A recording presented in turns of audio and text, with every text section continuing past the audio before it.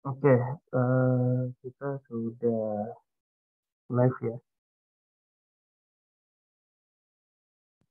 Live, mungkin kita langsung mulai aja ya. Oke, selamat siang Bapak Ibu. Kita berjumpa lagi di kelas pasti. Paham investasi bersama CGS di Sekuritas Indonesia. Apa kabar Bapak Ibu semua? Semoga Bapak Ibu semuanya sehat ya, karena kita di sini juga ingin membahas terkait hal yang menarik nih di kelas pasti pada siang hari ini, yaitu adalah deretan saham menarik untuk investor newbie. Nah, ini cocok banget bagi kaum atau milenial ya, milenial dan Gen Z ini untuk pelajarin atau menjadi apa namanya passive income ya untuk masa depan ya, terutama yang mungkin saat ini yang mau menjenjang karir atau yang mau cari pekerjaan gitu ya, atau yang sudah bekerja tapi menjadi passive income.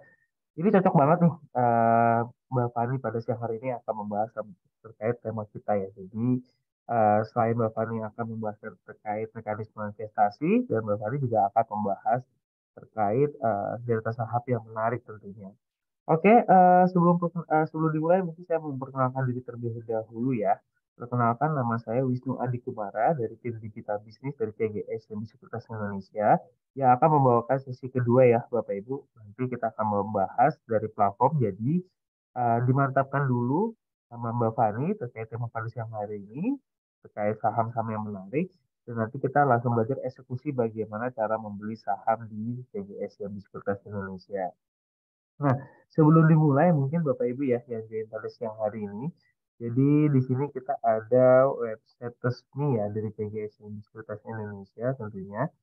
Bentar ya, saya share screen.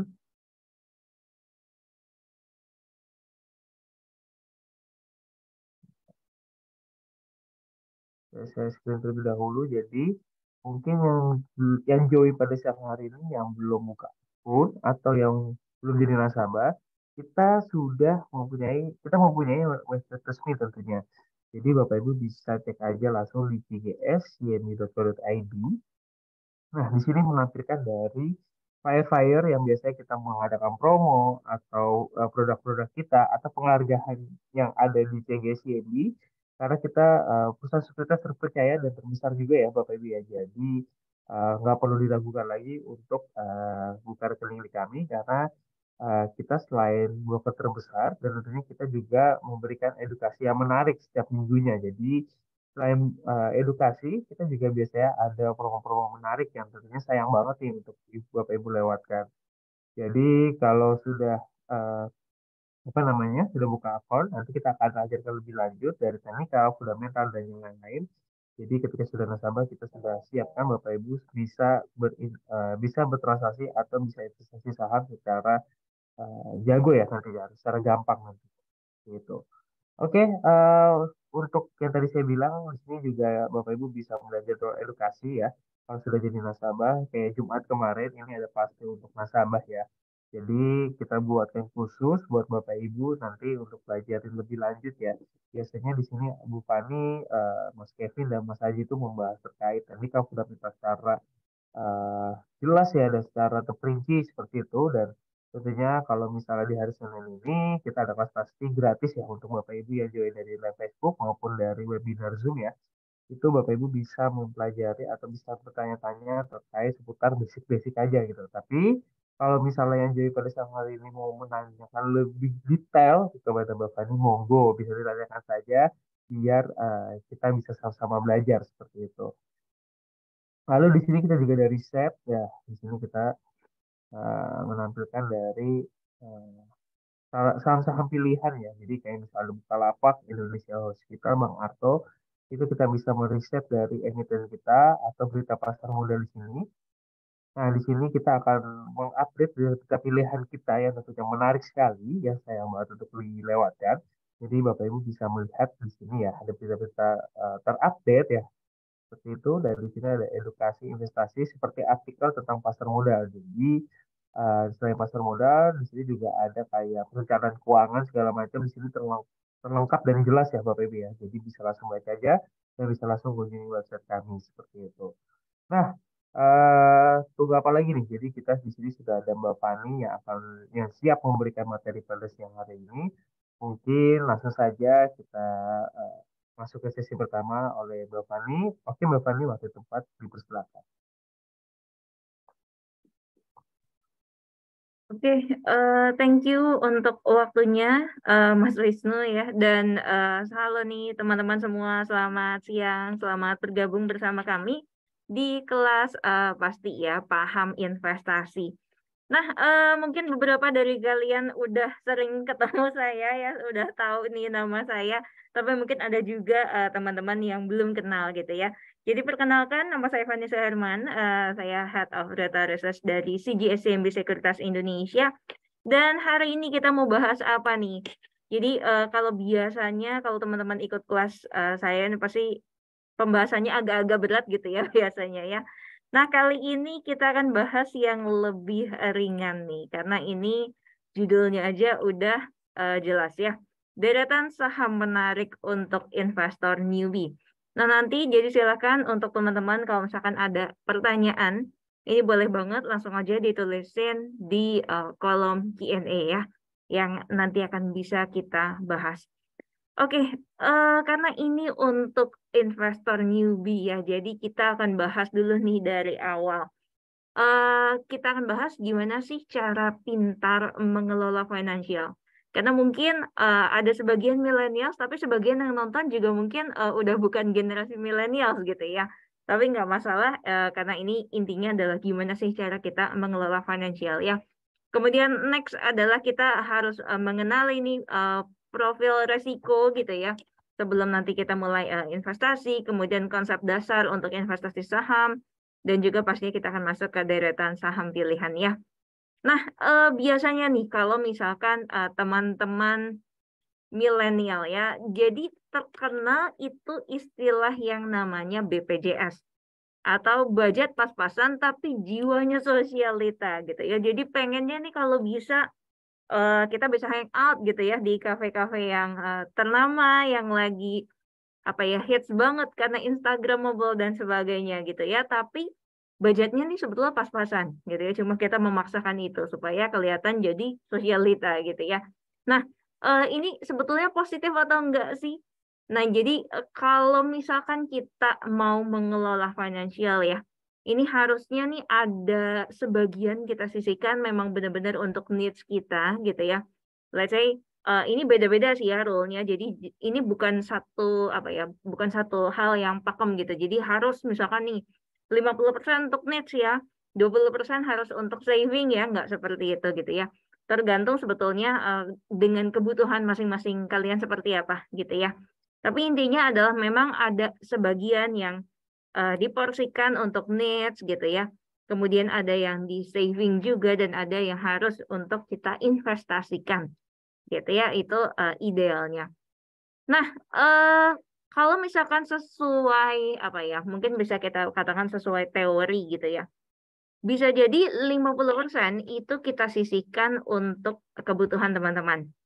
Gitu ya, 30% ini untuk keinginan-keinginan kita nih, gitu ya. Yang lain misalkan pengen makan di luar atau mungkin pengen jalan-jalan gitu ya. Itu masuk ke yang 30% ini, ke keinginan ya.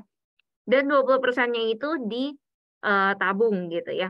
Tapi di sini sebetulnya yang kurang adalah harusnya nih udah selain ditabung itu udah termasuk ada dana darurat dan sebagainya di dalamnya gitu ya. Harusnya mungkin di sini diselipin lagi nih sebenarnya nih untuk investasi gitu ya. Jadi kenapa investasi penting itu akan kita bahas nanti ya. Nah, next. Kalau misalkan dikatakan kita harus melakukan financial planning sejak dini gitu ya, itu penting banget. Kenapa? Karena gini, pendapatan yang kita dapetin sekarang itu belum tentu bisa stabil gitu kan. Jadi let's say orang mungkin suka ngomong gitu ya. Kadang roda itu berputar, jadi kadang kita ada di atas, kadang ada di bawah gitu ya. Mungkin demikian juga dengan perjalanan karir kita. Atau kalau misalkan kita lagi buka satu usaha gitu ya. Bisnis itu ada kalanya kita lagi up banget bisnisnya, tapi ada kalanya begitu down juga itu kita kayak susah banget gitu berasanya gitu ya, karena balik lagi bisnis itu nggak selamanya juga stabil. Nah, jadi penting banget sebenarnya untuk kita butuh yang namanya kayak investasi, butuh dana darurat gitu ya, butuh yang kita saving untuk misalkan pendidikan anak dan sebagainya. Gitu, makanya ini kenapa penting banget sebetulnya ya untuk kita tahu mengenai hal ini. Nah, next, kenapa juga butuh investasi gitu ya? Katakanlah sebetulnya pendapatan Bapak dan Ibu tuh fine-fine aja gitu ya. Dari segi misalkan pekerjaan lancar gitu ya, kemudian mungkin dari segi toko, misalkan punya toko ya, atau punya usaha yang lain, ini juga berjalan dengan lancar gitu ya. Tapi yang harus kita ingat adalah nilai mata uang kita, walaupun kita sekarang mungkin anggap dapatnya cukup besar gitu ya. Tapi pelan-pelan ini akan tergerus oleh yang namanya inflasi. Jadi pelan-pelan sebetulnya tanpa Bapak dan Ibu sadari, uang yang kita miliki itu apa ya, menjadi nggak berharga mungkin berapa puluh tahun ke depan gitu ya. Kenapa? Nah, contohnya aja nih, misalkan contoh gampangnya ya. Bapak Ibu kan nggak waktu misalkan di tahun 2000 deh, misalkan 2022 gitu ya, 2002. Mungkin kalau kita belanja sejuta tuh kayaknya udah gede banget gitu sebenarnya ya. Tapi makin ke sini, mungkin kalau kita belanja bulanan tuh udah bisa sejuta sendiri gitu ya. Padahal kayaknya nggak beli apa-apa, bener nggak nih Bapak Ibu? Mungkin kalau ibu-ibu ini akan relate banget gitu ya. Rasanya baru beli A, B, C, D, E, kok udah segini ya gitu. Kayaknya nggak beli yang neko-neko gitu ya, nggak macem-macem. Tapi emang itu ya, jadi ini kenapa bisa terjadi? Karena ada yang namanya faktor inflasi. Nah, oleh karena itu kita harus cari kira-kira source apa nih dari investasi gitu ya yang bisa menghasilkan return di atas inflasi. Nah, kalau udah kayak gitu baru istilahnya nilai uang kita tuh aman gitu ya. Jadi yang harus kita cari itu dulu nih dari segi return investasi. Nah, next juga mungkin kalau misalkan ya Bapak Ibu mungkin sekarang bilang saya udah punya kerjaan tetap loh gitu ya. Misalkan ada yang kerja kantoran, mungkin ada yang udah punya bisnis tapi bisnisnya ini udah stabil gitu ya. Nah, tapi kalau misalkan kita boleh jujur nih, kita biasanya pasti harus kerja keras dulu buat kita dapetin uang gitu ya, untuk dapetin money. Jadi emang banyak kan nih, mungkin 80% gitu ya dari antara kita, ini masuknya nih ke kategori yang sebelah kiri. Yaitu di mana kita harus kerja dulu nih buat dapat uang gitu ya. Entah itu kita kerja sebagai employee, atau kita kerjanya nih self-employed. Misalkan ada yang jadi dokter, misalkan ada yang jadi apa ya, mungkin pekerja seni dan sebagainya gitu ya. Atau misalkan mungkin YouTuber dan sebagainya juga ya, ini mungkin masuk ke dalam self-employed gitu ya. Mereka punya pekerjaan sendiri tapi mungkin dibedakan dengan employee adalah mereka bisa bekerja untuk dirinya sendiri gitu ya. Kalau employee kan kerja sama company nih, kerja sama orang lain gitu ya. Nah, mungkin itu bedanya, tapi intinya adalah tetap sama-sama kita semua harus kerja dulu untuk cari uang gitu ya. Nah, sedangkan kalau yang pasif ini kebalikannya nih. Di mana ini adalah saat uang itu yang kerja buat kita. Ini kayaknya menarik banget tapi mungkin terdengar agak muluk-muluk gitu ya. Ini apa nih maksudnya nih? Masa uang bisa kerja buat kita? Ini kayaknya pasti nipu nih gitu ya. Padahal enggak. Coba Bapak Ibu pikirkan. Misalkan ini business owner gitu ya. Misalkan let's say Bill Gates. Dia punya Microsoft gitu ya. Walaupun dia misalkan mungkin nggak datang ke kantor setiap hari, let's say gitu ya. Kemudian dia jalan-jalan pergi, misalkan mau ke Hawaii, kemana gitu ya. Dalam kurun waktu misalkan 1 bulan dia tinggal company-nya itu. Toh company-nya sebetulnya tetap akan berjalan kan. Tetap akan berjalan seperti biasa dan sebetulnya tetap menghasilkan return buat dia, tetap menghasilkan keuntungan gitu ya. Nah, itu artinya adalah uangnya udah mengenerate return sendiri. Jadi uangnya yang udah kerja sendiri buat dia. Tanpa dia harus capek-capek kerja ngapa-ngapain gitu ya. Enak banget nih kalau bisa seperti ini ya.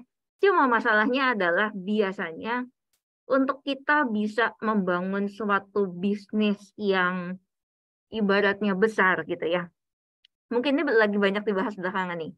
Mungkin emang kita harus punya satu privilege tertentu gitu ya. Kalau kita mulai dari nol banget mau bangun satu sistem yang bisa menyaingi Bill Gates gitu ya. Mungkin kayaknya nih agak muluk-muluk gitu ya kedengarannya. Nah, tapi kalau misalkan kita bukan terakhir sebagai orang yang mungkin kaya raya tajir melintir gitu ya, tapi kepengen nih punya yang namanya passive income atau di mana uangnya itu yang bisa kerja untuk kita gitu ya, maka kita bisa jadi contohnya bisa jadi investor gitu. Kenapa jadi investor? Contohnya gini, misalkan nih ini namanya Opa Warren Buffett ya. Jadi misalkan let's say dia tertarik untuk beli satu saham tertentu gitu ya setelah dianalisis, kemudian ya udah dia beli aja sahamnya. Kemudian dia bisa kerjain yang lain, misalkan teman-teman yang kerja bisa tetap kerja gitu ya, yang punya usaha bisa jalanin usahanya. Tapi toh kalau misalkan saham pilihan teman-teman itu betul, nah sahamnya naik, otomatis itu sebetulnya dia akan menghasilkan return tanpa teman-teman perlu capek atau perlu pantau terus gitu ya. Jadi mungkin ini salah satu keuntungan kalau misalkan jadi investor gitu. Nah, next. Pastinya sebelum kita investasi, ini kita harus menyehatkan financial dulu ya. Karena kenapa? Sebisa mungkin jangan menggunakan dana yang teman-teman akan gunakan dalam jangka waktu dekat. Jadi salah banget kalau misalkan, ini saya masih sering ketemu nih ya. Banyak yang tanya gini, ini ada klien saya atau misalkan ada nasabah saya gitu ya, ini sales yang tanya ke kita punya dana sekian gitu ya. Kemudian tapi ini dananya cuma nganggur selama 1 minggu ya. Wah, kalau udah tanya gitu deg-degan saya. Beli saham apa ya? Tanyanya gitu. Jadi kayak kita dukun yang bisa memproyeksi saham apa nih yang bisa naik dalam seminggu aja, habis itu dia bisa jualan gitu ya. Cuma sebetulnya kalau kita mau ngomong tentang investasi amannya nih ya, karena setiap investasi itu pasti ada resiko, Bapak Ibu. Amannya adalah gunakan dana dingin. Jadi jangan dana yang, let's say kita udah tahu nih 1 minggu ke depan kita akan butuh dana untuk A, B, C misalkan gitu ya. Nah, jangan dipakai dana yang itu. Karena kita bakal pusing sendiri gitu ya.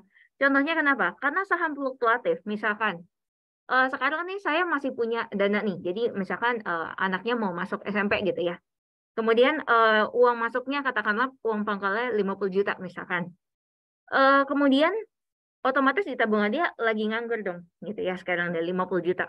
Bayarnya kapan? Oh, masih 2 minggu lagi nih ditagihnya gitu ya. Tapi udah dari tabungan. Kemudian dia berpikir nih, oh kayaknya bisa nih ya jadiin masukin saham dulu aja deh gitu ya. Masukin di saham, nah abis itu ternyata saham yang dibeli malah turun misalkan. Akhirnya otomatis rugi. Itu malah bahaya gitu ya. Karena dia udah tahu dalam jangka waktu 2 minggu itu udah harus bayar untuk yang lain. Nah kalau kayak gitu kurang safe gitu ya. Padahal mungkin kalau misalkan agak ditahan lebih lama lagi, mungkin sahamnya nggak turun lagi, tapi mungkin pelan-pelan dia mulai naik gitu kan. Jadi makanya emang harus menggunakan dana dingin supaya kita nggak dikejar-kejar waktu untuk cepet-cepet jualan gitu ya. Padahal kalau misalkan pas kita harus jualan, pas harga sahamnya lagi turun, nah itu kejeblok berkali-kali gitu ya. Jadi seperti itu. Nah, jadi untuk yang pertama supaya ibaratnya financial kita itu sehat gitu ya, kita harus misahin dulu nih antara kewajiban sama keinginan kita gitu ya. Jadi kalau misalkan kewajiban mungkin pastinya Bapak Ibu udah paham ya. Apa aja sih yang kita butuhin misalkan buat sekolah anak, misalkan untuk makan sehari-hari gitu ya. Atau misalkan ada yang untuk kontrak rumah dan sebagainya. Itu kan udah istilahnya biaya yang nggak bisa ditawar lagi gitu ya. Memang udah fix nih, fix cost gitu ya. Udah pasti harus keluar sekian. Nah itu dipisahkan dulu. Karena itu kewajiban kita gitu ya. Nah sedangkan keinginan contohnya apa? Oh mau jalan-jalan gitu ya, mau beliin anak mainan misalkan atau mau apa nih misalkan mau ganti handphone dan sebagainya gitu ya. Jadi itu masuk dalam kategori keinginan. Nah kalau misalkan memang kita punya dana lebih untuk itu nggak masalah gitu ya. Tapi kalau tadi seperti BPJS tadi gitu ya, budget pas-pasan tapi jiwanya masih sosialita. Nah itu baiknya diredam tuh keinginannya gitu ya supaya apa? Supaya kita tetap bisa ada persentase yang disisihkan untuk investasi. Kurang lebih seperti itu ya. Next, kalau ditanya nih, pilihan investasi apa yang tepat? Nah, coba di sini Bapak Ibu ini datanya udah data aktual ya. Jadi bisa dilihat nih, kira-kira yang paling tinggi returnnya sebetulnya yang mana sih kalau jangka panjang? Mungkin ada yang mau bantu jawab nih Bapak Ibu. Yang mana nih? Belum ada yang mau jawab. Cari aja nih, yang mana sih yang paling tinggi? Wih, yang mana tuh yang gambar hijau, garis hijau ya. Jadi kalau ditanya based on historical, ini karena kita pakai data actual ya, yang paling tinggi returnnya itu adalah saham. Tapi sekali lagi ini untuk jangka panjang, kalau Bapak dan Ibu perhatikan ya. Kalau di tengah-tengah itu ada fluktuasi harga saham itu wajar. Dan kalau ditanya dia tingginya tuh lumayan nggak sih returnnya gitu ya dibandingkan dengan investasi yang lain? Yes, lumayan tinggi gitu ya dibandingkan dengan yang lain. Contohnya nih, misalkan Bapak Ibu bandingkan dengan obligasi negara, deposito, emas, tabungan gitu ya. Itu semua returnnya tuh jauh di bawah saham gitu ya. Tapi ini sekali lagi untuk cara long term atau jangka panjang. Nah, next. Kalau kita lihat ya, untuk dari segi mengenal profil resiko. Nah, kita harus tahu nih, kita sebetulnya termasuk dalam jenis tipe investor apa. Karena ada orang yang bisa menerima toleransi resiko yang cukup tinggi gitu ya, cukup high risk. Nah, tapi ada juga orang yang nggak mau terima resiko yang tinggi gitu ya. Jadi maunya tuh main aman gitu ya. Atau biasanya mungkin disebutnya nih kayak risk averse gitu ya. Pengennya kalau bisa nih dana saya benar-benar aman ya, jangan sampai hilang, jangan sampai berkurang dan sebagainya gitu ya. Tapi ada juga yang tipe orang yang gini. Oh, nggak apa-apa nih, saya coba gitu ya untuk misalkan taruh di salah satu instrumen investasi yang kayaknya sih beresiko gitu ya. Tapi saya bisa dapat returnnya lumayan tinggi nih. Saya mau coba gitu misalkan. Ada juga jenis-jenis orang yang seperti ini. Jadi ini lebih ke arah dia bisa terima high risk untuk menghasilkan high return gitu ya. Ada juga yang seperti itu. Nah, jadi kalian harus tahu dulu nih, kira-kira kalian masuk ke dalam jenis yang mana nih, gitu ya. Apakah yang agak moderat atau di tengah-tengah gitu ya, atau yang benar-benar yang agresif banget gitu ya, yang benar-benar kalau misalkan rugi sekian nggak apa-apa deh gitu. Yang penting saya coba dulu nih untuk bisa mendapatkan reward misalkan returnnya sekian persen gitu ya. Nah itu setiap orang pasti beda-beda ya. Jadi apa ya diteliti dulu nih ke diri kita masing-masing gitu ya. Kita masuknya ke yang mana. Nah, kenapa? Karena nanti itu akan berhubungan sebetulnya dengan berapa persentase yang bisa Bapak dan Ibu investasikan gitu ya di contohnya di saham. Karena kita tahu saham itu sebetulnya memang lumayan beresiko dibandingkan dengan misalkan Bapak Ibu hanya taruh di tabungan atau misalkan di deposito gitu ya. Tapi tadi balik lagi, datanya emang juga lumayan jauh gitu ya. Nah, yang pasti supaya agak lebih safe nih gitu ya. Ada beberapa hal yang boleh dilakukan dan jangan dilakukan gitu ya. Kenapa? Jadi misalkan tadi ini udah kita bahas sebenarnya ya, investasi harus dari dana nganggur. Jadi jangan pakai dana yang akan kita gunakan dalam jangka waktu dekat atau pakai hutang. Nah, ini juga bahaya. Gitu ya, kalau kita belum mahir sebagai investor, baiknya benar-benar pakai dana yang kita miliki dan itu dana yang ibaratnya bisa mengendap lama lah gitu ya, atau dana dingin. Jadi kalau pakai utang ini malah bahaya gini. Let's say kemarin yang lagi naik lumayan kencang itu beberapa hari, 6 hari inilah ya, itu saham Arto. Kalau Bapak dan Ibu perhatikan ya. Nah, ketika kita udah lihat nih, 3 hari dia naik terus gitu ya. Hari keempat dia naik lagi. Hari kelima itu biasanya udah gatel. Saya mau beli nih, kayaknya dia bisa naik terus gitu ya. Nah, padahal terus greedy-nya juga muncul. Greedy yang muncul gini, misalkan kita cuma punya uang tadinya 100.000 gitu ya, tapi kita berhutang sampai 1 juta untuk beli saham atau tadi misalkan gitu ya. Nah, kita beli di saat hari, let's say hari ke-4 dia naik deh, gitu ya. Kemudian bener nih, waktu kita beli pakai hutang itu, hari ke-5 masih naik misalkan gitu ya. Hari ke-6 masih naik tapi sedikit. Nah, besok habis itu turun lumayan gitu misalkan. Nah, itu mulai deg-degan tuh pasti. Kenapa? Karena kan kalau utang pasti ada jatuh temponya ya. Jadi pastinya akan lebih deg-degan gitu ya. Nah, makanya kalau bisa jangan menggunakan apa ya hutang kalau misalkan Bapak dan Ibu belum benar-benar ahli atau belum benar-benar sangat profesional gitu ya dalam mengelola investasi Bapak Ibu. Amannya adalah benar-benar harus pakai dana yang menganggur. Ya, itu yang pertama. Kemudian yang kedua adalah ini kalau bisa kita diversifikasi sahamnya juga gitu ya ke dalam portofolio. Jadi let's say misalkan Bapak dan Ibu ini masuknya moderat lah, kita ambil yang tengah-tengah gitu ya. Jadi sebagian kalau bisa tuh tetap ada yang saham defensif. Contohnya apa gitu ya, misalkan beli saham-saham yang relate dengan let's say telekomunikasi gitu ya. Terus ada saham yang relate dengan consumer, itu kan agak sedikit lebih defensif gitu ya. Dibandingkan dengan yang tadi nih, agak high risk sahamnya. Contohnya apa? Alto tadi gitu ya. Saham yang relate dengan digital misalkan. Itu kalau naik kencang, kalau turun biasanya juga lumayan kencang gitu ya. Next juga kalau misalkan mungkin yang lebih high risk apa nih, tapi kadang-kadang bisa naik lumayan kencang juga. Misalkan harga coal gitu. Harga coal kan kalau kita lihat atau harga batu bara gitu ya. Itu lumayan berfluktuasi belakangan ini gitu ya. Jadi misalkan kita mau nge-betting di situ.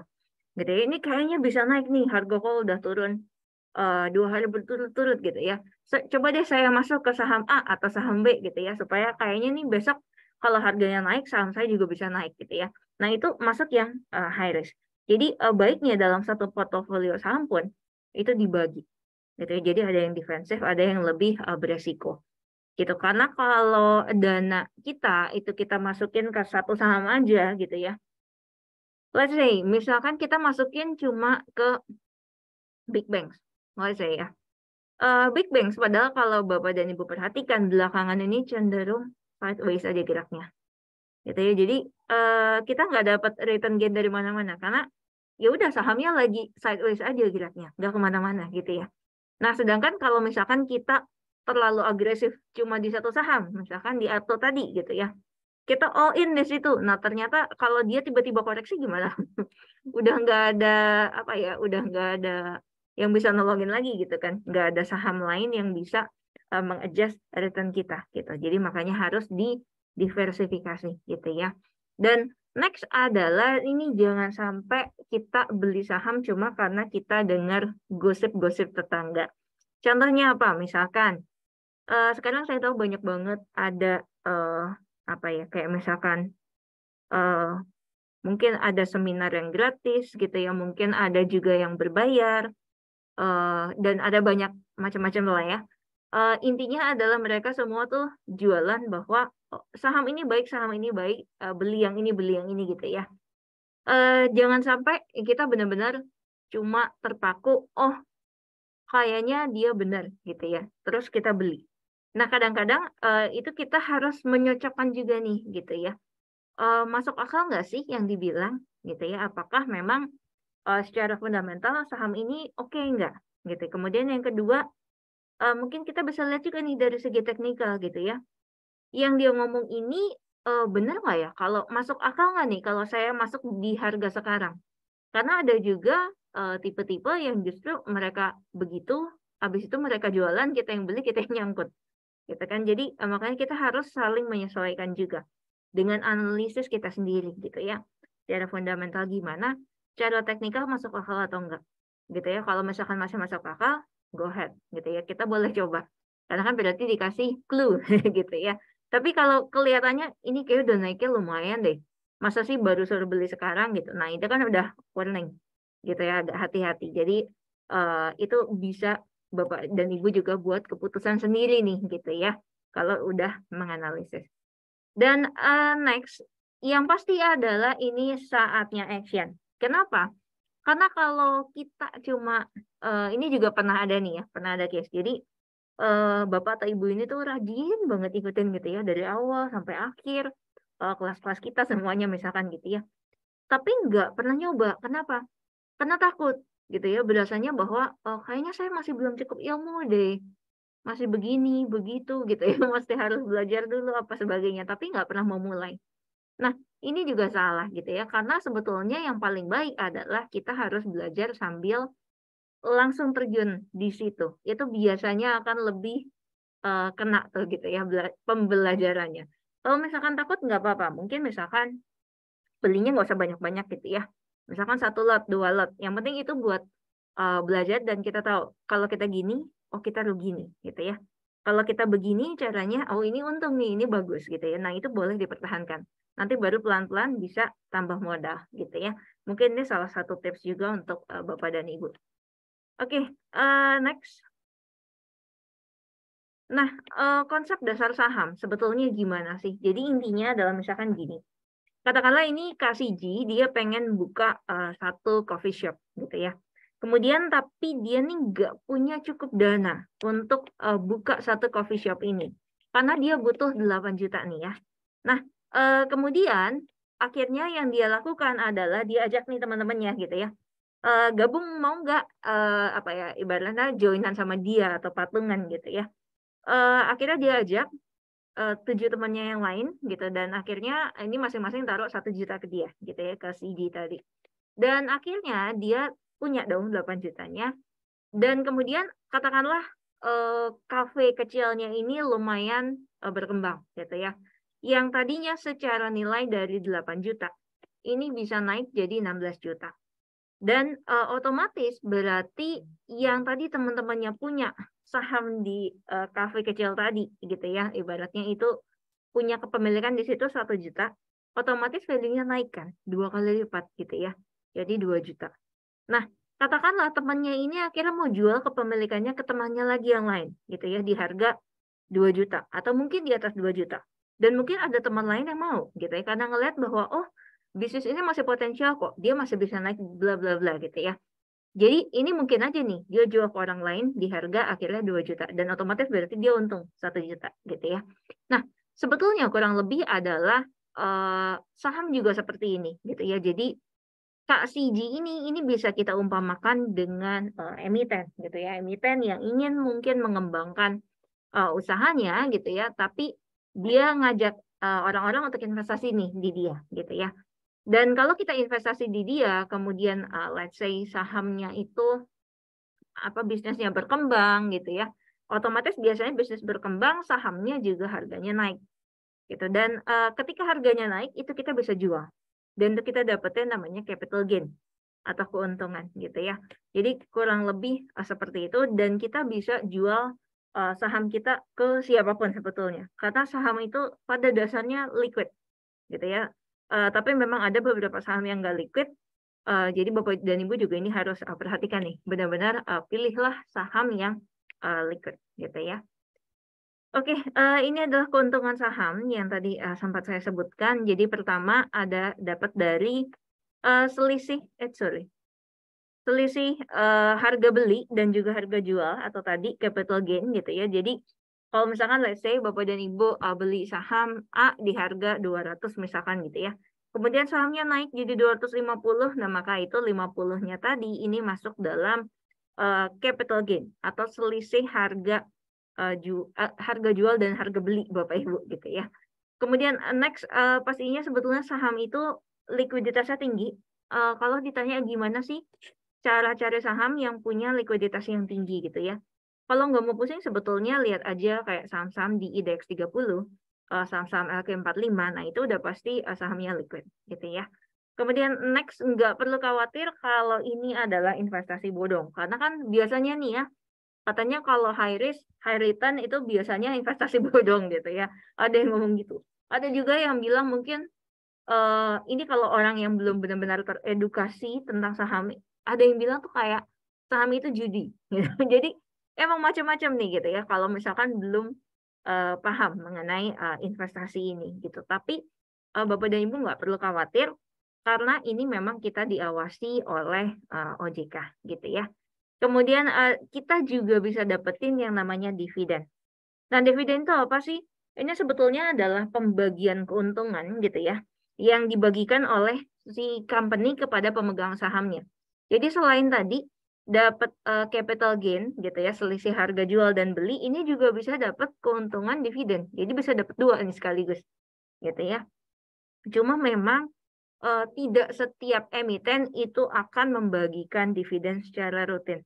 Jadi harus dilihat historical ini kira-kira emiten mana sih yang rajin bagiin dividen gitu ya, dengan rasio yang cukup besar gitu ya. Itu jadi mungkin salah satu tips juga nih untuk investor. Oke, next, kalau bisa dibilang juga sebetulnya kalau kita beli satu saham itu kita bisa dapetin salah satu bisnis gitu ya, dengan modal yang relatif rendah pastinya. Dan kemudian dari segi pajak ya, ini juga rendah dan juga udah final. Gitu. Jadi ini yang menarik ya.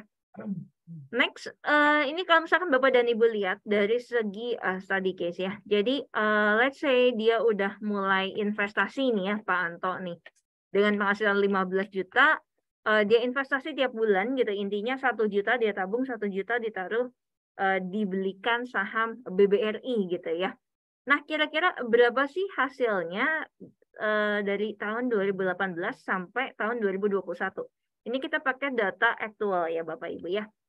Nah, di sini Bapak dan Ibu bisa lihat, jadi kalau dari tabungan ya, return-nya dalam 4 tahun itu cuma 0,2%. Nah, return kalau kita investasikan di saham BRI, katakanlah ini benar-benar rutin tanpa ngelihat tuh saham lagi naik apa lagi turun gitu ya. Intinya pokok tiap bulan dia gajian, dia masuk gitu ya.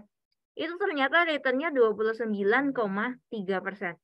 Jadi kalau ngomongin return, emang jauh banget nih antara kita cuma nabung dengan kita coba investasikan di saham gitu ya.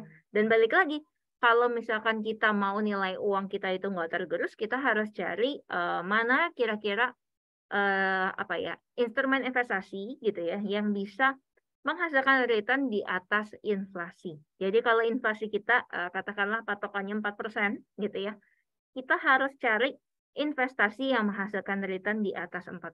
Itu baru nilai mata uang kita nggak berkurang atau nggak tergerus gitu ya. Oke, next.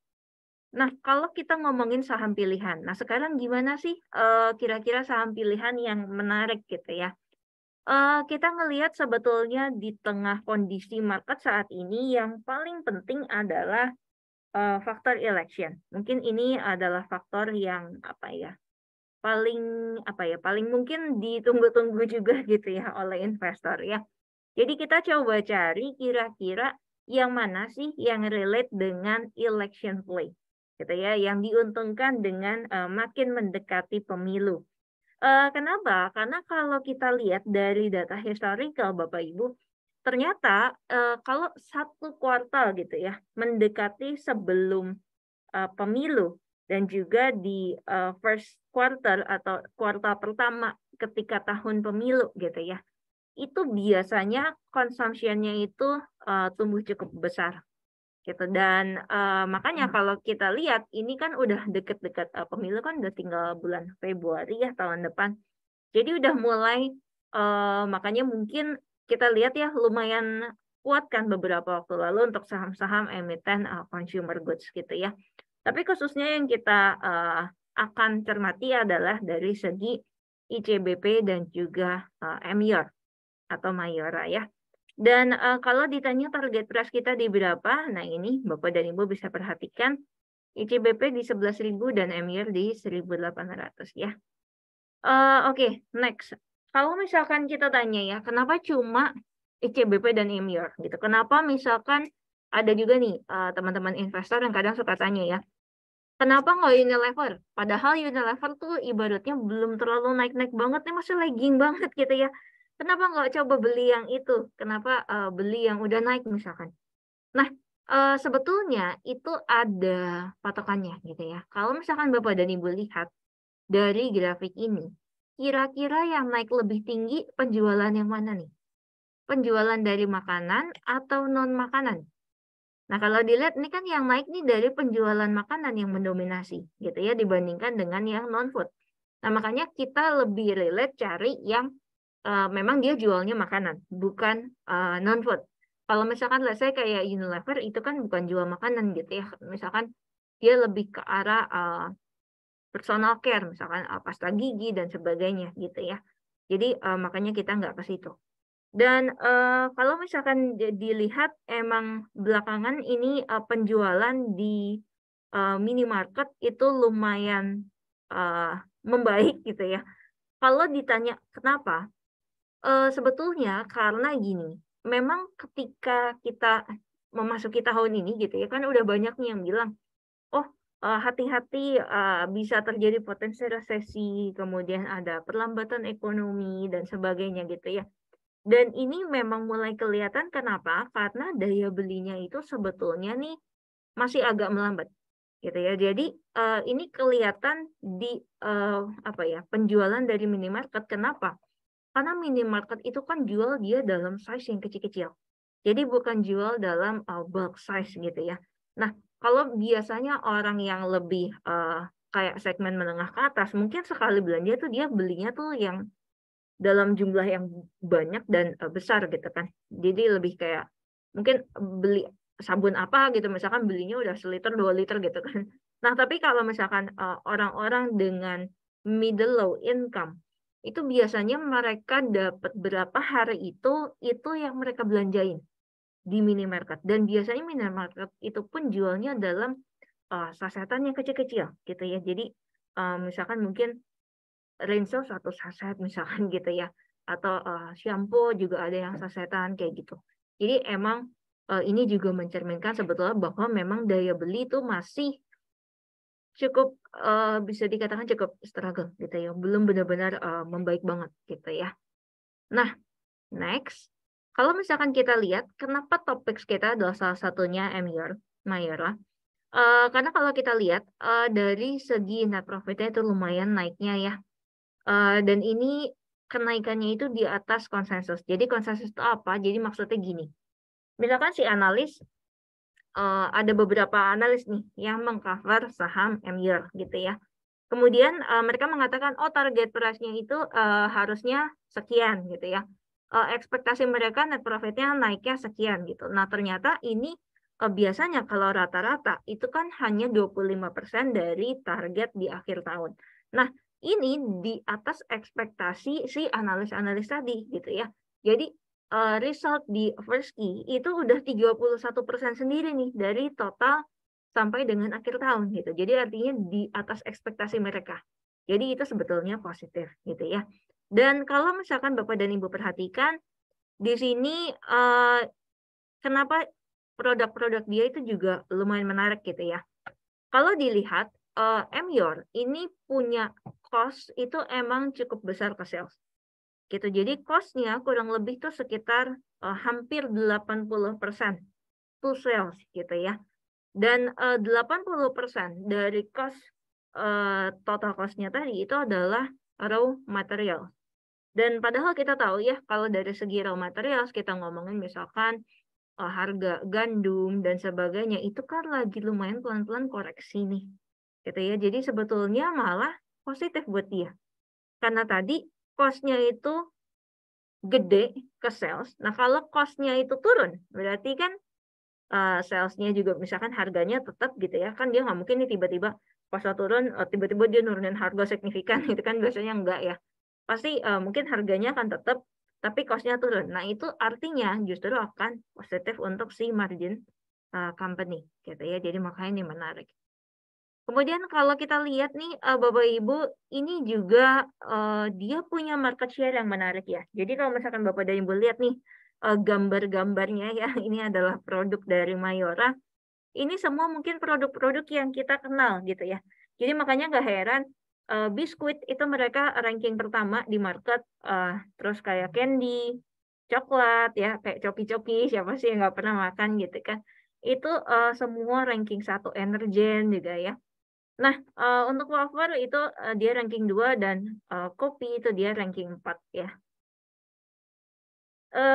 Kemudian next adalah manajemen ini expect ya bahwa spending dari election ini akan naikkan konsumsi mereka di second half 2023 gitu ya. Jadi ini masih lumayan positif menurut kita untuk MYR. Dan ini adalah target price dari rata-rata analis ya, atau yang kita sebut dengan target price konsensus. Jadi secara overall ini rata-ratanya analis mengatakan MYR ini gitu ya, target price-nya bisa ke 3.262. Tapi ini nggak mungkin dalam jangka waktu dekat gitu ya, tiba-tiba ke situ misalkan gitu. Tapi ini benar-benar mereka ngelihat harusnya saham MYR tuh dihargai berapa sih kurang lebih gitu ya. Jadi ini bisa lambat, bisa cepat. Jadi nggak ada yang tahu timeline-nya kapan gitu ya. Dan next ini untuk ICBP, ICBP udah pasti pada tahu ya. Ini terkenal banget Indomie. Jadi kalau kita ingat Indomie, nah ini berarti biasanya yang udah kepikir adalah sahamnya ICBP gitu ya.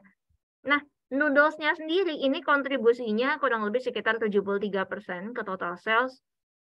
Dan juga dia emang lumayan ya kontribusinya ke income-nya si ICBP. Jadi ini lumayan menarik. Dan kalau misalkan ditanya juga, dia juga sebetulnya diuntungkan ya dengan harga gandum yang menurun gitu ya. Itu juga sebetulnya akan positif untuk ICBP ya. Dan target price-nya di berapa? Ini di 12.480 ya. Kurang lebih seperti itu. Ini dari rata-rata analis. Oke, demikian nih presentasi dari saya. Kalau misalkan teman-teman punya pertanyaan, langsung aja tulisin di kolom Q&A ya. Thank you. Oke, sangat menarik ya materi kita pada siang hari ini.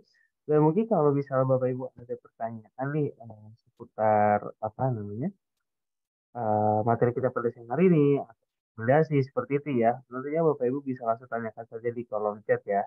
Jadi apa namanya? Biar kita semakin menarik nih atau semakin terpacu untuk melihat kondisi investasi di pasar modal ya. Nah, mungkin ada pertanyaan nih Mbak apa namanya Mbak Fani ini dari Ibu atau Bapak Carolina Kusuma. Rekomendasi saham untuk yang buy, sell, hold itu apa aja ya Mbak Fani ya? Mungkin boleh dijawab nih. Oke, thank you. Ini sebetulnya pertanyaannya luas banget ya. Jadi dari sekian ratus saham gitu ya, kalau mau kita sebutin semua nih kayak acaranya nggak selesai Bu. Bisa baru selesai 3 hari kemudian. Jadi kalau ditanya ya sebetulnya yang mana nih yang buy, yang mana yang sell, yang mana yang hold ya.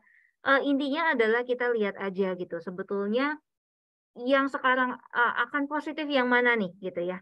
Let's say misalkan tadi yang lumayan positif dari segi election gitu ya, katalis dari election. Katalis dari election itu ada macam-macam yang bisa terefek dari situ gitu ya.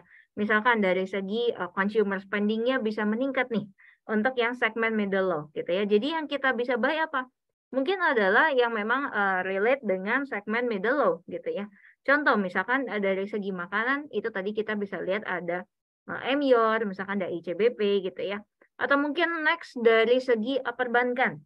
Nah ini juga kita cari yang mana yang lebih relate ke arah segmen middle low gitu ya. Contohnya misalkan kayak BRI gitu ya, kan dia kan lebih relate ke KUR atau kredit usaha rakyat gitu ya. Atau misalkan mungkin ke arah financing tapi yang lebih apa ya ibaratnya lebih apa ya mungkin lebih lebih mikro gitu ya nggak bukan yang corporate gitu. Nah itu lebih ke arah BTPS misalkan.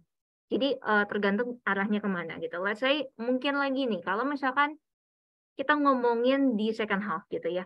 Apa sih yang positif? Yang positif adalah kemungkinan ini volume dari penjualan semen ini bisa meningkat gitu ya di second half nanti. Nah itu akan relate kemana nih? Oh berarti akan relate ke saham-saham semen gitu ya. Nah mungkin itu kita bisa lihat nih ke let's say misalkan saham SMGR, INTP gitu ya. Nah kemudian kalau untuk yang sell tuh apa? Misalkan apa ya? Tapi mungkin sekarang sih nggak ada yang sell banget ya. Mungkin dulu nih waktu misalkan kol lagi harganya tuh benar-benar di peak Bu. Kemudian kan pasti ada koreksinya ya. Kalau satu apa ya, ibaratnya kayak satu siklus dia udah benar-benar peak gitu ya. Pasti itu dia akan koreksi dan justru di situ waktu itu tuh kita udah teriak-teriak buat sell gitu ya. Jadi ketika harga sahamnya itu naik, kita tuh udah bilang ini sell ya. Hati-hati bakal gini gini gini gitu ya. Dan itu emang akhirnya benar harga call-nya itu lumayan koreksi dan itu pasti akan diikuti dengan koreksi di harga saham-saham call gitu ya. Tapi kalau ditanya sekarang, sebetulnya karena harganya tuh udah terkoreksinya lumayan jauh gitu ya. Jadi mungkin udah nggak terlalu sell-sell banget sih. Gitu ya. Tapi memang udah agak selektif nih. Gitu ya, nggak semuanya kita hajar. Ya, ini masih bagus ya, beli ya gitu. Kita udah nggak kayak gitu lagi sih. Gitu. Itu kurang lebih gambarannya ya. Semoga bisa cukup menjawab. Thank you. Oke, terima kasih untuk jawabannya Mbak Fani ya. Mungkin tadi pertanyaan dari Bu Carolina sudah dijawab ya, dijawab secara detail oleh Mbak Fani. Mungkin kalau Bapak Ibu ada pertanyaan, tadi sudah ada yang angkat tangan nih tadi dari Ibu Putri. Mungkin kalau bisa ada yang ingin ditanyakan, boleh langsung tanyakan saja di kolom Q&A ya. Jadi kita bisa sharing langsung terkait tema kita pada siang hari ini atau pembahasan kita pada siang hari ini. Sebelum kita masuk ke sesi 2. Mungkin ada lagi yang Bapak Ibu yang ingin bertanya.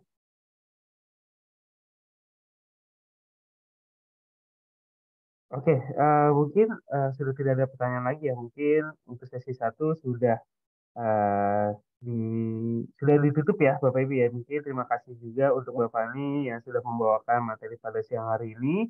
Mungkin kita akan bertemu lagi ya Bapak Fani ya di kelas praktis selanjutnya. Dan terima kasih Bapak Fani untuk membawakan pada materi pada siang hari ini. Sangat jelas dan sangat konkret sekali ya secara detailnya ya. Jadi nanti kita akan bahas tema kita selanjutnya di Senin depan itu di kelas pasti umum ya di hari Senin jam setengah 2 siang. Jadi Bapak Ibu bisa cek aja langsung di website kami di cgs.yami.co.id untuk jadwal-jadwal kelas edukasi untuk kelas pasti umum.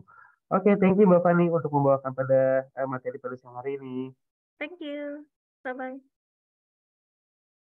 Oke, kita langsung masuk ke sesi 2 ya. Jadi sudah belajar dari Bapak Ani dan sudah terjawab juga oleh pertanyaan oleh Ibu Karolina.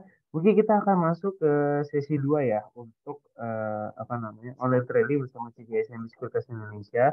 Mungkin kita akan sedikit menampilkan dari cara registrasi ya Bapak Ibu ya. Jadi kalau Bapak Ibu tadi kita balik lagi ya ke website kami, coba kita screen ya.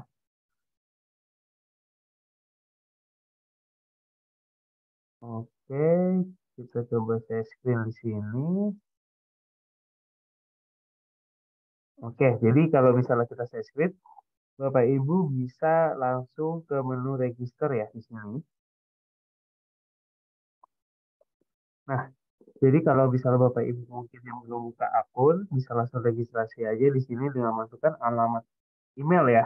Nah, ini pastikan alamat emailnya itu aktif Bapak Ibu, yang aktif ya, karena nanti untuk link aktivasi, user ID password, dan PIN, lalu ada nomor RDN, seperti itu ya, akan kita kirimkan ke email tersebut ya, yang terutama yang sering digunakan, seperti itu. Misalnya contoh di seperti ini ya. Jadi, saya masukkan email saya, lalu masukkan password ya. Nah, kalau masukin password, Bapak Ibu ketika registrasi, pastikan ada huruf besar satu dan angka ya. Jadi misalnya sini saya ketik. Nah, ini konfirmasi kembali ya untuk passwordnya ya. Pastikan sama passwordnya dengan ada yang di atas ya Bapak Ibu ya. Lalu klik I not atau bot. Lalu klik register. Nah, apa saja sih yang harus dipersiapkan untuk membuka rekening? Nah, jadi untuk dokumennya seperti IKTP saja Bapak Ibu. Jadi mohon siapkan IKTP. Nanti kalau misalnya di dalam punya NPWP boleh dilampirkan. Dan jika tidak punya NPWP itu tidak masalah ya Bapak Ibu ya. Jadi bisa menggunakan NPWP-nya juga punya atau tidak menggunakan NPWP seperti itu. Dan nanti kalau misalnya ada pertanyaan lebih lanjut untuk pembuka rekening bisa langsung aja email ke jk.cso@jcb.com atau WhatsApp di 0815 1180 4883 ya karena nanti akan dibantu dan nanti ini untuk jam kerjanya ya. Halo, suara saya jelas ya? Jelas ya? Oke. Jadi di sini Oke, di sini jam kerjanya dari hari Senin dari Jumat ya, dari jam 8.30 sampai jam 16.30. Jadi buka rekening secara cepat dan secara online ya, jadi bisa langsung dari CGS jadi Sekuritas Indonesia. Jadi satu hari jadi nanti bisa langsung investasi saham gitu. Oke, kita langsung masuk aja ke sesi aplikasi ya. Jadi di sini kita akan bahas terkait aplikasi terbaru. Mungkin kita tampilkan dari sisi web ya.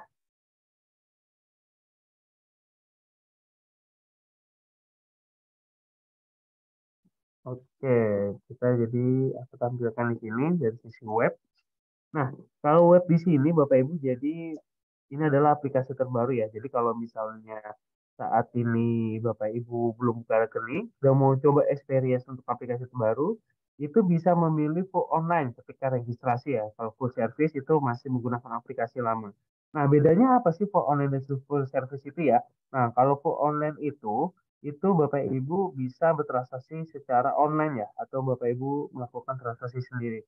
Namun kalau misalnya full service itu bisa transaksi online tapi bisa dibantu juga oleh fasilitas yaitu dibantu oleh dealer atau sales yang Bapak Ibu ingin transaksikan seperti itu ya. Namun fee-nya berbeda ya Bapak Ibu ya. Jadi kalau fee online itu di 0,1815 dan fee jual itu di 0,1815. Tapi kalau misalnya fee apa namanya?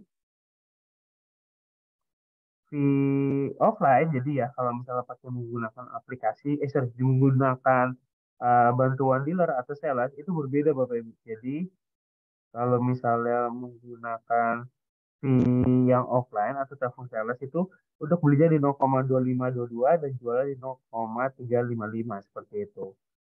Dan minimum fee transaksi itu sekitar 15.000 ya Bapak Ibu. Jadi itu adalah perbedaan dari fasilitas atau fee online dan fee offline seperti itu atau nasabah online atau nasabah offline atau full service sorry. Nah, jadi kalau misalnya di sini ketika milih full online itu diarahkan ke aplikasi terbaru. Jadi kita bisa langsung login aja ya di sini ya. Eh,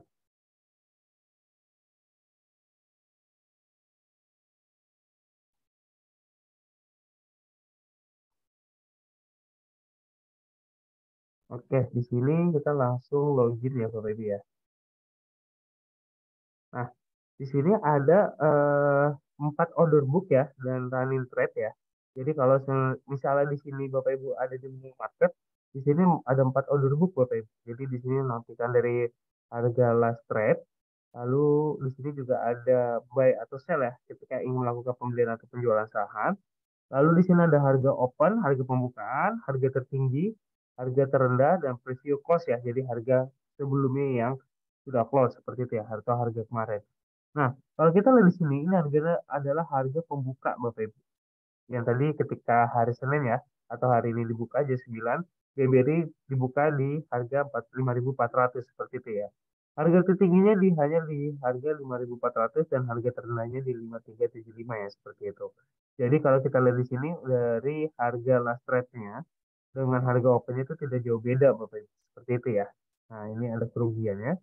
Lalu di sini BBCA juga sama ya Bapak Ibu ya. Jadi kalau misalnya di sini ada harga tertingginya di 150 dan harga opennya di 9.150 ya. Jadi tidak ada pergerakan. Jadi kalau misalnya kita lihat di sini ya, ini adalah harga bid dan offer Bapak Ibu. Ini ada harga eh, bid dan offer yang sedang mengantri ya. Di sini sebelahnya ada lot ya. Di sini ada jumlah lot yang sedang mengantri. Misalnya kalau kita lihat di sini ada 9.100 dan di sini ada lotnya sekitar 32.000 ya. Nah, ini adalah 32.000 adalah jumlah antrian lot yang sedang mengantri Bapak Ibu di harga tersebut ya. Nah, kalau kita lihat di sini di aplikasi kita itu bisa memfilter dari jumlah lot yang terbesar atau terbanyak dari antrian lotnya. Misalnya di 9075 seperti ini ya. Nah, 9075 ini adalah yang mengantri Bapak Ibu yang cukup banyak. Ini adalah mengantri yang cukup banyak sekitar 66.000 seperti itu. Nah, di sini di offernya itu yang paling mengantri adalah di 49.000 gitu ya. Jadi di sini ada 9.125 dan di sini ada 9.075. Ini jumlah antrian terbesar dari bid maupun offer seperti itu. Nah, Bagaimana kalau misalnya kita ingin transaksi match seperti itu ya? Jadi kalau misalnya kita transaksi itu ada mungkin yang biasa kita pelajari itu ada open, ada match, ada amend, dan withdraw, ada partial match seperti itu ya, Bapak Ibu, atau reject ya, sama lagi ya. Mungkin kalau misalnya kita akan kumpas dari open dulu ya. Jadi kalau misalnya Bapak Ibu mau transaksi open, itu kita harus mengantri ya. Kalau misalnya cepat match itu ya harga di offer seperti itu. Misalnya di sini saya mau beli di harga nggak usah beli ya. Misalnya saya mau beli saham Bino aja deh. Nah, saya di sini mau harga di 107 ya. Pasti saya mengantri ya Bapak Ibu ya. Karena di sini banyak yang mengantri sekitar 1064 ya di sini Bapak Ibu. Nah, kalau saya arahkan kursor di sini ya. Lalu saya coba beli dua lot seperti itu. Kita buy di sini.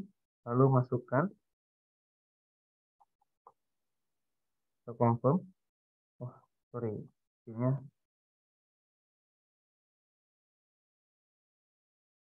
ini masih salah. Sebentar ya. Wah, ini salah. Jadi kalau misalnya di sini, Bapak Ibu bisa melihat di sini tuh kalau misalnya kita transaksi kita akan statusnya open Bapak Ibu. Nah, coba kita ini ya. Saya coba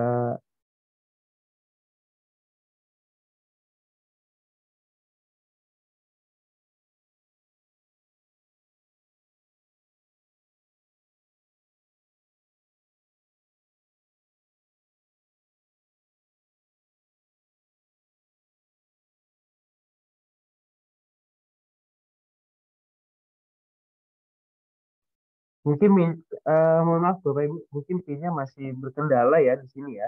Jadi kalau misalnya kita beli tadi bisa klik buy di sini lalu bisa masukkan pin ya. Jadi kalau PIN itu untuk validasi ketika bertransaksi aja Bapak Ibu. Jadi kita bisa melakukan transaksi beli atau jual menggunakan PIN. Tapi kalau PIN itu hanya sekali ya Bapak Ibu ya. Tapi kalau nextnya transaksi selanjutnya itu tidak perlu melakukan masukkan PIN ya. Karena validasi hanya satu. Kecuali logout, lalu login itu harus memasukkan PIN kembali seperti itu. Lalu di sini ada running trade ya Bapak Ibu. Jadi di sini kita bisa lihat pergerakannya eh, banyak banget ya transaksi di sini ya. Jadi kalau kita lihat di sini ada jamnya, lalu di sini juga ada action-nya, buy atau sell seperti itu, lalu ada price-nya. Nah, ini adalah transaksi ketika kejadian ya Bapak Ibu ya.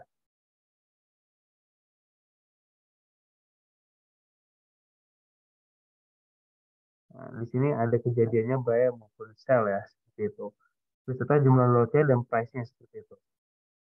Lalu kalau kita lihat di sini ada all stock ya. Nah, di sini menampilkan dari semua yang ada di market ya Bapak Ibu. Kalau kita lihat di sini ada saham-saham yang kena notasi khusus. Nah, ini kalau misalnya Goto ya salah satunya ya. Ini ada notasi khusus diberikan oleh bursa yaitu adalah kalau kita lihat sini adalah kodenya K Bapak Ibu. Jadi kalau misalnya kita artikan kalau spesial notasi ini adalah si pemegang saham itu yang mempunyai satu lembar saham itu memiliki dua atau lebih dari satu lembar hak suara seperti itu. Jadi kalau misalnya Bapak Ibu mempunyai satu lembar saham di saham Goto seperti itu ya, maka Bapak Ibu bisa memiliki lebih dari satu hak suara seperti itu ya. Nah, itu untuk spesial notasi seperti itu. Terutama di spesial notasinya Goto ya. Nah, kalau misalnya Bapak Ibu beli saham kan nggak bisa satu lembar ya Bapak Ibu ya. Mungkin kalau di saldo online itu hanya bisa satu lot saja Bapak Ibu. Jadi kalau satu lot itu sama dengan 100 lembar saham. Lalu di sini ada global market summary ya yang menampilkan dari market dari luar seperti itu. Nah, di sini ada em, apa ya update atau ibaratnya IDX-nya di luar seperti itu ya. Jadi market di luar gitu global market summary. Ada indeks yang di luar seperti itu ya. Lalu di sini ada heat map ya. Jadi kalau heat map ini bisa menampilkan dari sisi market cap, volume, frekuensi itu bisa disesuaikan Bapak Ibu. Mungkin yang join pada siang hari ini yang sudah jadi nasabah atau masih menggunakan aplikasi lama sudah ini ya sudah mengetahui ya untuk market cap, lalu volume ada frekuensi di sini juga sudah tersedia Bapak Ibu. Lalu di sini ada menu trade ya. Menu trade ini bisa melakukan aksi jual dan beli itu. Misalnya contoh di sini ada saham bumi ya. Nah, kalau di sini open ya Bapak Ibu ya. Di sini ada transaksi open. itu yang berarti kita sudah melakukan transaksi tapi belum match Bapak Ibu. Jadi masih mengantri ya di saham bumi di harga 114 ya. Sorry, di sini aksinya jual ya. Jadi kalau misalnya jual di sini, mungkin saya gambar ya. Saya kasih gambaran. Bentar.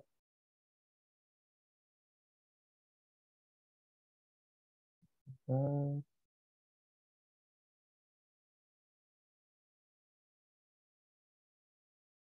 Nah,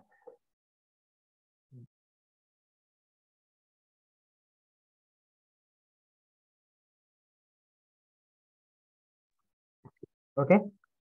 Jadi kalau misalnya kita gambarkan di sini, tadi saya ngantri di harga 114 ya. Nah, saya memang masih mengantri Bapak Ibu karena di sini kan antriannya cukup banyak ya, sebesar 373 lot saham seperti itu Bapak Ibu. Jadi cukup antriannya tuh cukup panjang ya. Jadi karena kita di sini masih open. Kita pengen di harga yang kita inginkan atau harga untung ya Bapak Ibu ya. Jadi kalau misalnya semakin tinggi maka antriannya semakin lama gitu ya. Kecuali kalau misalnya kita sebagai pembeli ya, misalnya Bapak Ibu sebagai investor ingin membeli saham itu, saham bumi misalnya di sini saham bumi di harga 114, mungkin langsung match antara transaksi saya dengan Bapak Ibu ya begitu ya. Jadi kalau misalnya Bapak Ibu beli di harga 114 dan saya sudah mengantri, itu transaksinya langsung match seperti itu. Tapi kan nggak langsung match karena kan ini masih ada yang investor lain yang sudah mengantri Bapak Ibu. Jadi perlu ditekankan lagi. Jadi yang order duluan atau misalnya yang mengantri duluan itu akan match duluan. Misalnya saya di sini saya input jam berapa ya? Coba saya lihat. Saya di sini input di jam bumi ya, jam 14.11 ya. Saya input di sini jam 14.11. Nah, mungkin sebelum market sesi satu tutup ya, itu sudah banyak yang order di 114 gitu ya. Nah, tiba-tiba Bapak Ibu membeli 5 lot misalnya saham bumi di harga 114. Nah, itu akan berkurang sedikit Bapak Ibu atau yang antrinya udah lama seperti itu ya. Nah, kurang lebih konsepnya seperti itu Bapak Ibu untuk bertransaksi ya. Jadi kalau misalnya Bapak Ibu mau beli cepat mas, bisa di harga over atau kalau misalnya sebagai penjual mau butuh dana cepat itu ya untuk ditransaksikan, Bapak Ibu bisa menjual di harga bid seperti itu ya. Jadi antara pembeli dan penjual itu saling bertemu Bapak Ibu. Nah, kurang lebih seperti itu. Nah, untuk melihat di sini ya, untuk melihat hasil transaksinya itu di sini Bapak Ibu. Nah, di sini ada open, ada match seperti itu ya. Nah, kalau match ini saya berarti kemungkinan biar cepat transaksinya itu di harga 113 di sini ya Bapak Ibu ya. Karena di sini kan antriannya pertama nggak begitu banyak dan di sini kan harga over ya Bapak Ibu ya atau harga premium kasarnya seperti itu ya. Jadi kalau misalnya kita beli di sini maka transaksinya langsung match seperti itu. Tetapi kalau misalnya kita pengen membeli di harga yang lebih murah, kita bisa di harga bid. Nah, kurang lebih konsep untuk membeli atau menjual di situ ya, di aplikasi kita. Dan untuk membeli itu satu lot ya Bapak Ibu ya. Satu lot itu adalah 100 lembar saham. Gitu. Nah, di sini untuk di new order. Nah, kalau di sini di trade lalu masuk trading, ini eh, menampilkan dari yang kita udah desain ya. Jadi di sini ada market watch, ada new order, ada order list, lalu portofolio ya. Nah, kalau portofolio ini adalah saham yang kita miliki Bapak Ibu di portofolio. Nah, di sini kita juga bisa melihat dari kerugian atau keuntungan ya. Jadi kalau misalnya sebagai contoh di sini ada saham kayu ya, kita bisa lihat di sini kita belinya kapan, di harga berapa ketika kita membeli. Oh, kita membelinya di harga 50 rupiah seperti itu ya. Nah, saat ini harga saham kayu itu di 100,2. Coba kita buktikan ya. Nah, saham harga kayu itu di sekitar 152 ya. Nah, ini sedang arah Bapak Ibu atau otok reject atas. Jadi harganya cukup signifikan. Kalau kita lihat sini, wah, untungannya tuh sekitar 34%, hampir 35% kalau kita bulatkan ke atas ya. 35% dalam satu hari Bapak Ibu. Jadi kalau misalnya saya di sini, coba ya, kita lihat saya naruh berapa lot di sini ya. Kayu itu di bentar, lotnya itu sekitar ya. Wah, kayu itu saya di satu lot Bapak Ibu. Dengan modal saya itu sekitar 5.000 ya. Jadi kalau saya, jadi misalnya saya modal nih, saya beli harga di sini, modal saya itu cuma 5.000. Nah, tapi saya bisa mendapatkan 10.000, Bapak Ibu. Jadi kalau persentasenya kita lihat ya, persentasenya kita lihat, saya itu udah di untung 200% Bapak Ibu. Coba bayangin, kita sudah untung 20% Bapak Ibu di harga saham kayu ya. Jadi seperti itu ya. Namun kita juga nggak bisa pungkiri bahwa kita ada yang rugi Bapak Ibu. Misalnya di sini di harga hoki ya, di harga saya rugi di 34% seperti itu ya. Ada di BRMS di 39%. Nah, biasanya di CGS itu kita akan mempelajari dari sisi teknikal dan fundamental dari perusahaan tersebut ya. Makanya kita bisa memilih saham-saham yang cermat tadi Bu Fani sudah menjelaskan secara detail ya. Jadi kita ada mempelajarinya seperti itu. Tapi kalau misalnya kita lihat di sini, saya udah untung 200% Bapak Ibu. Bayangin kita modal 5.000, tapi saya sudah untung 15.000. Bayangkan kalau misalnya kita value-nya lebih besar lagi seperti itu ya.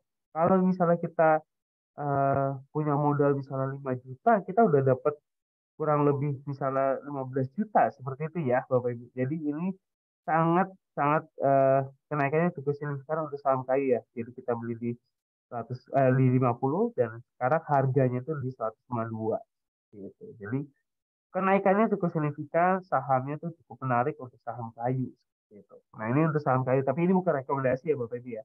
Tapi kalau misalnya yang lain, kita lihat di sini juga ada kerugian. Jadi ini untuk melihat portofolio dari sisi kerugian ataupun keuntungan. Lalu di sini ada fund summary ya Bapak Ibu. Jadi kalau kita lihat di sini ada available cash balance. Nah, ini adalah dana yang akan update ketika transaksi kita sudah settle ya Bapak Ibu ya. Mau transaksi beli atau jual, ketika sudah melewati T+2, cash balance itu akan terupdate. Karena penyelesaian transaksi beli atau jual kita, misalnya nih, kita transaksi bumi hari ini ya, ini kan sudah match ya Bapak Ibu ya. Tapi dana kita di current balance itu belum terupdate Bapak Ibu. Nah, ke update-nya yaitu di T+2 ya. Jadi di hari Rabu current balance itu akan berkurang seperti itu. Sorry, di available cash balance, maaf ya. Jadi saya hapus lagi, coba saya hapus. Jadi di sini akan terupdate-nya ketika T+2. Di sini kita akan terupdate-nya di T+2. Ya, ini sudah berkurang Bapak Ibu. Nah, mungkin simulasinya seperti ini ya. Ini sudah berkurang di T+2 dan cara balance ini akan terupdate. Ini akan terupdate. Ini langsung terupdate kalau cara balance itu. Dia akan langsung terupdate. Nah, kalau available cash balance ini kan kita belum terupdate ya. Kita kan melakukan isi jual Bapak Ibu. Kita sudah jual saham bumi. Seperti itu ya. Kita jual saham bumi. Sekitar, coba kita lihat ya. Saham bumi kita jual di harga 113 dan saya order value-nya tuh atau net value-nya tuh 11.268. Jadi kalau misalnya Bapak Ibu bisa jumlahkan 11.268 ditambah 29.518 maka hasilnya tuh di 40.786 seperti itu. Nah, nanti available cash balance ini ketika T+2 itu akan terupdate sama dengan di current balance. Itu ya. Dan di sini total aset ini adalah akumulasi dari holding market value ditambah dengan current balance. Maka total aset kita sebesar 427.000 seperti itu ya. Dan di sini ada open sale, lalu di sini ada sell yang sudah match transaksinya seperti itu. Lalu di sini ada order info yang menampilkan dari saham-saham yang kita pernah transaksikan sebelumnya ya Bapak Ibu ya. Jadi kalau misalnya kita mau search sahamnya, di sini, ini bisa dicari ya. Misalnya saya mau beli saham bumi, oke, kita pengen dari tanggal 9 Maret ya, kita search di sini. Nah, kita bisa memfilter berdasarkan saham yang kita pilih seperti itu. Ini untuk order search ya. Lalu dari store ini kita menampilkan dari semua hasil transaksi kita, Bapak Ibu. Hasil terlihat. Lalu di sini ada full quote. Ini menampilkan dari lebih terpilihnya dari saham yang kita pilih ya Bapak Ibu ya. Jadi kalau misalnya kita lihat di sini ada Goto, kita bisa merubah salah jadi BBCA ya.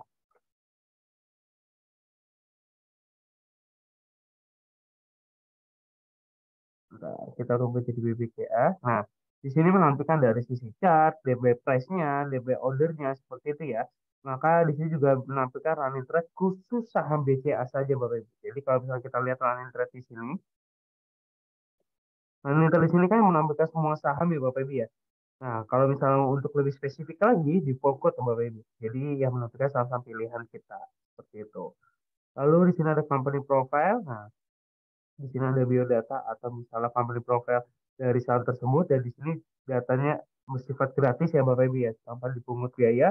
Jadi kalau misalnya dari Pokot, company profile, laporan keuangan itu Bapak Ibu bisa dapatkan di CGC Sekuritas Indonesia secara gratis Bapak Ibu. Lalu di sini juga menampilkan top stock ya, jadi bisa menampilkan dari top gainers dan top loser ya. Tadi kita lihat kayu ya, nah ini kayu ini naiknya cukup signifikan ya Bapak Ibu ya, masuk peringkat kedua dari top gainers. Lalu di sini juga ada top loser dari saham-saham yang turunnya cukup signifikan gitu. Lalu di sini juga ada trade by stock ya. Lalu di sini ada client info. Nah, client info ini Bapak Ibu bisa melakukan penarikan dana yang ada di RDN. Jadi misalnya Bapak Ibu ingin mencairkan dana yang ada di RDN, tentunya bisa, tapi nanti dananya akan masuk di T plus 2, sorry. Kalau Bapak Ibu misalnya input sebelum jam 9.30, dananya akan masuk di hari yang sama.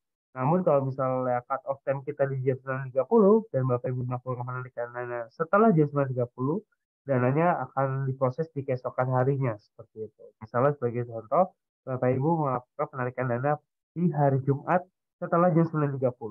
Nah, transaksi Bapak Ibu atau cash withdraw yang Bapak Ibu lakukan, dananya akan masuk di atau akan diproses di keesokan harinya. Tapi sebelum jam 9.30 diprosesnya hari yang sama seperti itu ya. Nah, di sini kita bisa mengetahui status dari penarikan dana kita apakah cancel atau reject itu atau misalnya ke proses, nah itu akan terlihat di video history. Lalu di sini ada news yang terupdate secara real time juga ya Bapak Ibu ya. Jadi kalau misalnya Bapak Ibu bisa baca-bacanya seperti ini, lalu di sini juga ada chart Bapak Ibu. Nah, ini chartnya kita bisa maksimalin dari pergerakan saham tersebut. Lalu di sini juga bisa menggunakan tema gelap dan tema terang seperti ini ya. Jadi Bapak Ibu bisa mengkondisikan tergantung kenyamanan Bapak Ibu saat bertransaksi. Oke, sampai sini aja. Apakah ada pertanyaan Bapak Ibu? Apakah ada pertanyaan?